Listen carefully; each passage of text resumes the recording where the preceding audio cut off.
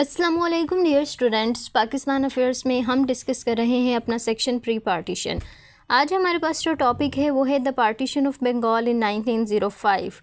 Basically अभी हम जो डिस्कस कर रहे हैं वो 1857 के बाद की जो है वो हिस्ट्री है। 1857 जो कि वॉर ऑफ इंडिपेंडेंस है, जिसके बाद जो है हमने देखा कि सब कॉन्टिनेंट्स में कुछ इस तरह के मेजर इंसिडेंट्स हुए जिसकी वजह से कम्युनल डिविजन्स जो हैं वो स्टार्ट होती हैं।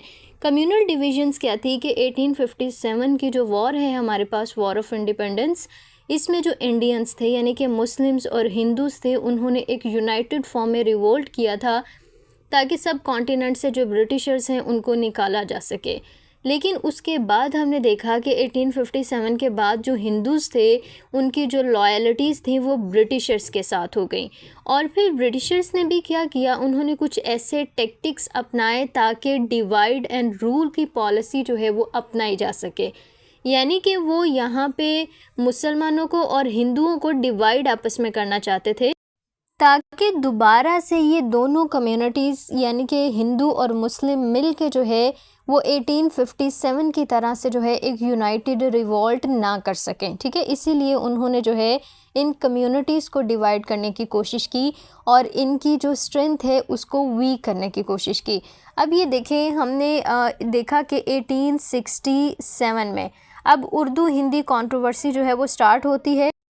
और इस कंट्रोवर्सी को जो है ज़्यादा किसने जो है एग्रीवेट किया, जब ब्रिटिशर्स ने जो है वो एक्शन लिया और उन्होंने उर्दू को जो है एज अ ऑफिशियल लैंग्वेज या फिर जो एडमिनिस्ट्रेटिव लैंग्वेज थी उसका स्टेटस ख़त्म किया और हिंदुओं की जो डिमांड थी उसको एक्सेप्ट किया।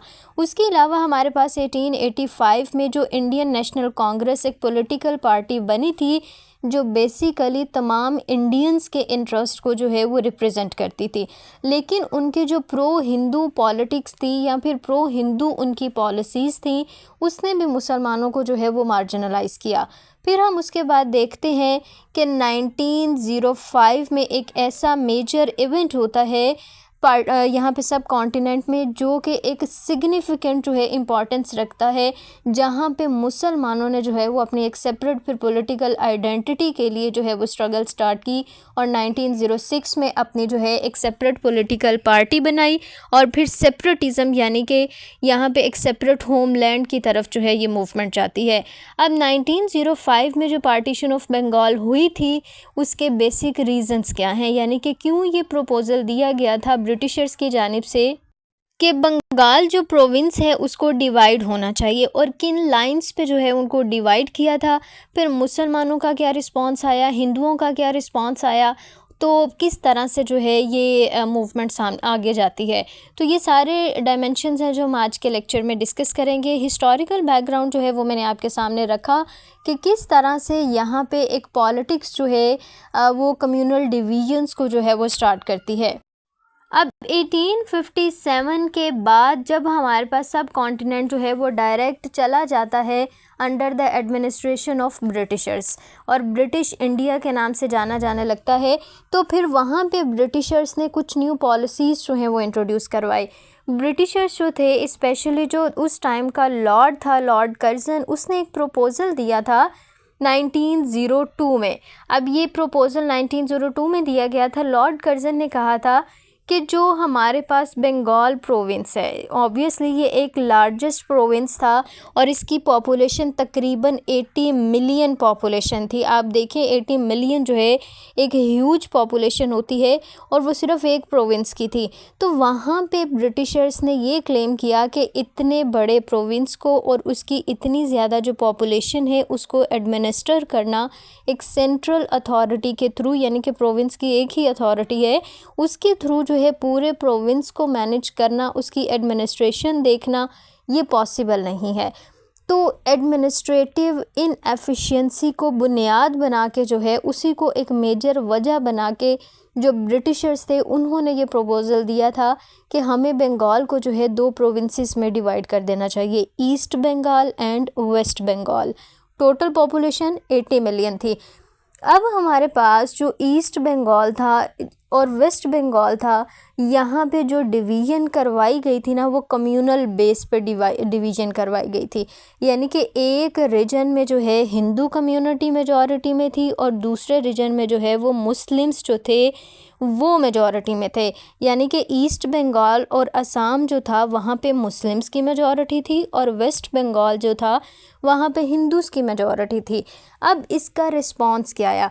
अब मुसलमानों ने तो कहा कि ये एक अच्छा एक्शन है कि जब आप दो प्रोविंस बनाएंगे, हमारे पास ईस्ट बंगाल जो है आसाम और जहाँ पे मुस्लिम्स की मेजॉरिटी है वहाँ फिर एक नई गवर्नमेंट आएगी। वो नई गवर्नमेंट क्या होगी, इस प्रोविंस को प्रॉपरली एडमिनिस्टर करेगी, प्रॉपर उसके रिसोर्सेज जो उसको मिलेंगे, बजट वगैरह, उसको यहाँ पे डेवलपमेंट वगैरह के लिए जो है वो यूज़ किया जाएगा। मुसलमानों ने इस एक्शन को जो है वो वेलकम किया कि ये एक अच्छा एक्शन है और मुसलमानों की वेलफेयर में है। दूसरी तरफ हिंदूज़ जो थे उन्होंने ये क्लेम किया कि हम इस डिसीजन को नहीं मानते और वहाँ पे बहुत ज़्यादा एजिटेशन भी स्टार्ट होती है। प्रोटेस्ट जो हैं वो हिंदुओं की तरफ से बहुत ज़्यादा किए गए और हिंदुओं ने ये क्लेम किया था कि ये जो डिवीज़न की गई है ये कम्युनल डिवीज़न है बेसिकली। और हिंदुओं ने यहाँ पे ये भी कहा था कि ये जो ब्रिटिशर्स ने प्रोविंसेस को दो प्रोविंस में बना दिया है, बंगाल को डिवाइड करके, वो उसने यहाँ पे कम्युनिटीज़ को डिवाइड किया है, मुस्लिम कम्युनिटी को और हिंदू कम्युनिटी को। जबकि मुसलमान जो थे वो इस डिसीजन को वेलकम कर रहे थे क्योंकि हिंदूज़ जो थे वो बहुत बुरी तरह से ट्रीट कर रहे थे मुस्लिम्स को और उनके ऊपर रूल कर रहे थे। तो इसलिए मुस्लिम्स चाहते थे कि वो हिंदुओं के रूल के अंदर से निकलें। ठीक है, तो ये बेसिक वजह थी। अब ये देखें, जो वेस्ट हमारे पास बंगाल है वहाँ पे इंडस्ट्रियल डेवलपमेंट जो है वो ज़्यादा थी, जबकि जो ईस्ट बंगाल है जहाँ पे मुस्लिम्स मेजॉरिटी में थी वहाँ पे एग्रीकल्चरल प्रोडक्शन ज़्यादा थी। वो लैंड फर्टाइल थी और एग्रीकल्चर का जो सेक्टर है वो ज़्यादा डेवलप्ड था। लेकिन उस एग्रीकल्चर में भी जो मुस्लिम्स थे ना वो बस एज अ पेसेंट्स काम कर रहे थे, किसानों के तौर पे जो है वो काम कर रहे थे। जो लैंड ऑनर्स थे ना बेसिकली वो हिंदू थे और हिंदू जो कि लैंड ऑनर्स थे वो मुसलमानों से बहुत ज़्यादा काम लेते थे। उनको इन रिटर्न जो कंपनसेशन थी वो बहुत कम दी जाती थी। बस इन्हीं चीज़ों से निकलने के लिए जो है मुसलमानों को लगा था कि ये जो डिसीजन है ये उनकी फेवर में जाएगा। इसलिए मुस्लिम लीडर्स जो थे वो भी खुश थे और मुसलमान भी खुश थे, लेकिन हिंदू जो थे वो इस फैसले से खुश नहीं थे। फिर उन्होंने प्रोटेस्ट किया और इसी प्रोटेस्ट में जब इंटेंसिटी ज़्यादा आई तो ब्रिटिशर्स के पास जो है कोई और ऑप्शन नहीं था। फिर उन्होंने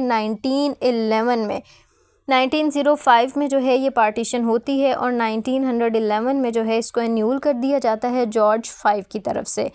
ठीक है, तो ये हमारे पास एक इसका कंप्लीट इंट्रोडक्शन और हिस्टोरिकल बैकग्राउंड था। अब हम इसके फैक्टर्स जो डिफरेंट हैं उनको डिटेल में डिस्कस करते हैं। सबसे पहला और मेजर जो फैक्टर है वो एडमिनिस्ट्रेटिव इनएफिशिएंसी और गवर्नेंस है।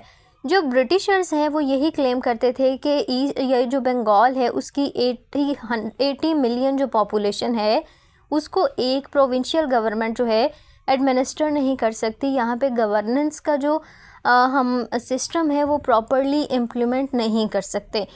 तो वही एडमिनिस्ट्रेटिव एफिशिएंसी के लिए और गुड गवर्नेंस के लिए जो ब्रिटिशर्स ने उन्होंने इस प्रोविंस को जो है वो डिवाइड कर दिया यहाँ पे ईस्ट बंगाल और वेस्ट बंगाल में, ताकि लॉ एंड ऑर्डर की सिचुएशन जो है उसको प्रॉपरली मैनेज किया जा सके। और ईस्टर्न डिस्ट्रिक्ट्स यानी ईस्ट बंगाल के डिस्ट्रिक्ट्स जो प्रॉपरली डेवलप्ड नहीं हैं उनको डेवलप किया जाएगा। मेन जो फैसिलिटीज़ हैं वो वहाँ पे प्रोवाइड की जाएंगी। सेकेंड हमारे पास है सुप्रेशन ऑफ बंगाली नेशनलिज्म। जैसे कि मैंने आपको बताया कि 1857 जो था, जो ये वॉर ऑफ इंडिपेंडेंस हुई, तो वहाँ पे सब कॉन्टिनेंट के लोग थे यूनाइटेड। ठीक है, उन्होंने एक यूनाइटेड एजिटेशन ये स्टार्ट की थी। यूनाइटेड रिवोल्ट जो है वो ब्रिटिशर्स के अगेंस्ट स्टार्ट किया था और ब्रिटिशर्स जो थे वो फ्यूचर में ऐसे ही रिवोल्ट को अवॉइड करने के लिए यहाँ पे जो है डिवीजन्स उन्होंने की। अब बंगाली नेशनलिज़म का क्या मतलब है? अब देखिए, हमें पता है 1600 में जब सबसे पहले ईस्ट इंडिया कंपनी आई थी तो उन्होंने अपनी ट्रेड वगैरह स्टार्ट कहाँ से की थी, वो एंटर कहाँ से हुए थे, वो बंगाल से ही एंटर हुए थे। और यहाँ पे जब बंगाल पे ईस्ट इंडिया कंपनी ने अपना कंट्रोल संभाला, ब्रिटिशर्स ने कंट्रोल संभाला, तो उनकी ये पॉलिसीज़ जो थी ना वो यहाँ पे बंगाल जो लोग थे ना वो पसंद नहीं कर रहे थे। उनको था कि हैवी टैक्सेशन लगाई जा रही है और हमारे रिसोर्सेज को एक्सप्लॉइट किया जा रहा है, ये बंगाल के लोग कहते थे। और साथ में उनका ये था कि वो जो ब्रिटिशर्स हैं वो यहाँ से रॉ मटेरियल्स लेके जा रहे हैं, निकाल रहे हैं और उसको यूरोप में जो है वो प्रोवाइड करते हैं वहाँ की इंडस्ट्रीज़ को, और वहाँ पे फिर प्रोडक्शन तैयार होती है और उसको फिर वापस ला के सब कॉन्टिनेंट में जो है महंगे दामों बेचा जाता है। तो ये सारी जो पॉलिसीज़ थी वो बंगाल के लोगों को ब्रिटिशर्स के अगेंस्ट कर रही थी। तो बस फिर ब्रिटिशर्स ने क्या किया, उन्होंने ये पॉलिसी अपनाई कि हिंदू और मुस्लिम्स जो हैं जो बंगाल के हैं उनको डिवाइड किया जाए और बंगाली नेशनलिज़म जो है उसको सुप्रेस किया जाए। क्योंकि जब बंगाल के लोगों को ये रियलाइज़ हो रहा था ना कि ब्रिटिशर्स उनको एक्सप्लॉइट कर रहे हैं, तो ब्रिटिशर्स जो थे वो यहाँ से ईस्ट इंडिया कंपनी और ब्रिटिशर्स के निकलने की बात कर रहे थे। क्योंकि ईस्ट इंडिया कंपनी तो अब डिज़ोल्व हो गई आफ्टर वॉर ऑफ इंडिपेंडेंस, अब ब्रिटिशर्स ही थे। तो वो चाहते थे बंगाल के लोग कि ब्रिटिशर्स यहाँ से निकलें। तो बस इसी रिवोल्ट को सुप्रेस करने के लिए, फ्यूचर एजिटेशन को कंट्रोल करने के लिए उन्होंने ये डिवीज़न जो है वो स्टार्ट की थी। उसके बाद वही बात आ गई डिवाइड एंड रूल स्ट्रैटेजी कि जो ब्रिटिशर्स थे जब उनको पता चला कि ये बंगाल के जो लोग हैं वो दोबारा से हमारे अगेंस्ट कोई रिवॉल्ट कर सकते हैं, कोई प्रोटेस्ट एक मैसिव फॉर्म में जो है वो कर सकते हैं, तो उसी को फिर जो है उन्होंने अवॉइड करने के लिए यहाँ पे कम्यूनल लाइंस पे जो है बंगाल को डिवाइड किया, ईस्ट बंगाल और वेस्ट बंगाल। और अब देखें इससे क्या हुआ कि जब इस डिवीज़न को के अगेंस्ट प्रोटेस्ट किया हिंदुओं ने, तो मुसलमानों को यही परसेप्शन गया कि मुसलमानों के ख़िलाफ़ हैं हिंदू, उनकी वेलफेयर नहीं चाहते। इन डेप्थ ये भी एक रीज़न थी, मुसलमानों ने ये चीज़ सही रियलाइज़ की थी, लेकिन हिंदू जो थे वो ये चाहते थे कि हम डिवाइड ना हों। ठीक है, अगर डिवाइड हो गए तो हम ब्रिटिशर्स को यहाँ से कैसे निकाल सकेंगे। उसके बाद economic imbalance and Muslim grievances. अब यहाँ पे देखें हिंदुओं की ये भी जो है एक बिट्रेयल था मुस्लिम्स के लिए कि वो क्या कर रहे थे, एक तरफ यहाँ पे कम्युनिटी को डिवाइड नहीं होने दे रहे थे, लेकिन दूसरी तरफ वो माइनॉरिटी को क्या कर रहे थे, मार्जिनलाइज कर रहे थे और उनको उनके बेसिक राइट्स से भी डिप्राइव कर रहे थे। अब इकोनॉमिक इम्बैलेंस क्या था हमारे पास कि जो वेस्ट बंगाल है जहाँ पे हिंदूज़ मेजॉरिटी में थे वो डेवलप्ड था, और दूसरी तरफ जो ईस्ट बंगाल जहाँ पे मुस्लिम्स मेजॉरिटी में थे वो डेवलप नहीं था। वहाँ पे एग्रीकल्चरल प्रोडक्शन होती थी और वो एग्रीकल्चरल प्रोडक्शन में भी मेन रोल होता था मुस्लिम्स का, लेकिन उन लैंड्स को ओन कौन करते थे, लैंड ओनर्स कौन थे, हिंदूज़ थे। तो ये इकोनॉमिक इम्बैलेंस जो था वो मुसलमानों की ग्रीवेंसेस को बढ़ा रहा था। फिर हमारे पास एजुकेशन और सिविल सर्विसेज में भी देख लें, एजुकेशनल इंस्टीट्यूशंस में मुसलमानों की इतनी ज़्यादा इन्वॉल्वमेंट नहीं थी, उनको फैसिलिटीज़ नहीं इतनी दी जा रही थी, और जो सिविल सर्विसेज थी वहाँ पे भी मुसलमानों की इंक्लूजन जो थी वो बहुत ज़्यादा लिमिटेड थी, और पॉलिटिकल पार्टिसिपेशन भी मुसलमानों की वहाँ पे इतनी ज़्यादा नहीं थी जो कि आम मुसलमानों के पॉलिटिकल राइट्स के लिए जो है वो फ़ाइट कर सकते। फिर हमारे पास पॉलिटिकल एम्पावरमेंट ऑफ मुस्लिम्स आता है कि जब फिर 1905 में ये पार्टीशन के ख़िलाफ़ प्रोटेस्ट शुरू किए, तो वहाँ पे मुसलमानों में जो है वो पॉलिटिकल अवेकनेस हुई और ये रियलाइजेशन हुई कि जो हिंदू हैं वो मुसलमानों को कभी भी उनके बेसिक राइट जो है वो प्रोवाइड नहीं करेंगे और ना ही उनके फ़ायदे के लिए कोई काम होने देंगे। तो यहाँ से फिर जो उनमें पॉलिटिकल अवेयरनेस आई, तो फिर वो जो है पॉलिटिकल एम्पावरमेंट की तरफ गए, और पॉलिटिकल एम्पावरमेंट के लिए उन्होंने क्या किया, एक सेपरेट पॉलिटिकल पार्टी बनाई ऑल इंडिया मुस्लिम लीग के नाम से, जो कि 1906 में बनी, just after 1 year of this partition of Bengal. क्योंकि इस पार्टीशन के बाद जो हमारे पास इवेंट्स हुए, जो इंसिडेंट्स हुए, जो कि फिर बाद में एन्यूलमेंट की तरफ 1911 में जाते हैं, लेकिन 1905 में जो 16 अक्टूबर 1905 में पार्टीशन ऑफ बंगाल हुई और उसके अगेंस्ट मैसिव प्रोटेस्ट जो हिंदुओं ने किया, और जो इंडियन नेशनल कांग्रेस की जो पॉलिटिक्स थी वो जब एक्सट्रीमिज़म की तरफ गई, तो उससे फिर मुसलमानों को रियलाइज़ हुआ और उन्होंने अपने पॉलिटिकल रिप्रेजेंटेशन के लिए अपना शिमला वफ़द जो है वो लॉर्ड मंटो के पास लेके गए और अपनी डिफरेंट डिमांड्स जो हैं वो उनके सामने रखी और अपनी एक सेपरेट पॉलिटिकल पार्टी भी बनाई। अब यहाँ पे रोल ऑफ मुस्लिम लीग, अब यहाँ पे ये देखिएगा कि ये जो ऑल इंडिया नेशनल कांग्रेस है, पहले इनकी जो हमारे पास आती है पॉलिटिक्स, वो इतनी ज़्यादा एक्सट्रीमिस्ट पॉलिसीज़ इनकी नहीं थी, लेकिन 1905 की पार्टीशन के बाद जो है बहुत ज़्यादा लीडर्स जो थे वो एक्सट्रीमिज़म की तरफ जाते हैं और यहाँ पे स्वदेशी मूवमेंट भी स्टार्ट हुई। ये एमसीक्यूज़ भी आता है कि हिंदुओं ने जो है पार्टीशन ऑफ बंगाल को लेके कौन सी मूवमेंट चलाई थी, और वो स्वदेशी मूवमेंट थी। और ये मूवमेंट, इसमें क्या किया गया था, बायकॉट किया गया था। हिंदुओं ने बायकॉट किया था कि हम ब्रिटिशर्स की कोई भी प्रोडक्ट जो है वो यूज़ नहीं करेंगे, हम अपनी जो डोमेस्टिक प्रोडक्ट्स हैं उनको यूज़ करेंगे। तो ये बेसिकली पर्पस था स्वदेशी मूवमेंट का।